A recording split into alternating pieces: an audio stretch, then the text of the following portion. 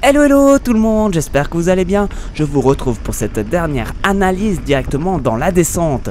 Nous avons mis les compteurs à zéro et comme prévu dans la descente, à chaque virage, vous allez pouvoir constater que la force est bien plus avantagée. Oui, forcément, cette vivacité qu'elle n'a pas au plat ou dans les montées raides ne la pénalise pas du tout dans la descente.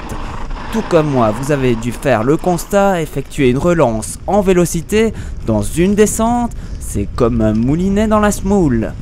Alors qu'avec la force de coups de pédale et vous êtes déjà relancé, pas besoin d'en faire trop.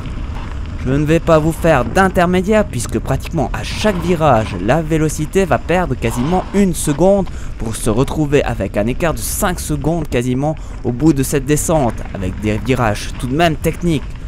Mais la technique n'est pas véritablement prise en compte puisque techniquement dans les descentes, je ne suis pas meilleur que ce soit en force ou en vélocité.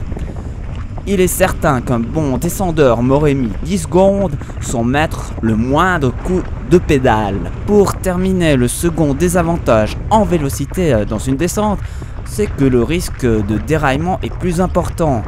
En même temps, la vélocité n'a plus vraiment lieu d'être dans une descente, surtout avec de nombreuses relances, ce qui n'avait pas été le cas dans la version inverse de ce petit tour.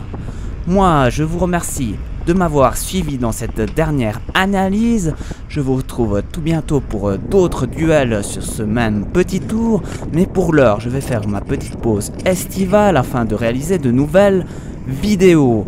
Si tout se passe bien et que je n'ai pas d'accident entre temps, je vous retrouve fin septembre, peut-être avant, pour de nouvelles vidéos vélo. D'ici là, portez-vous bien, roulez bien, salut, bye bye.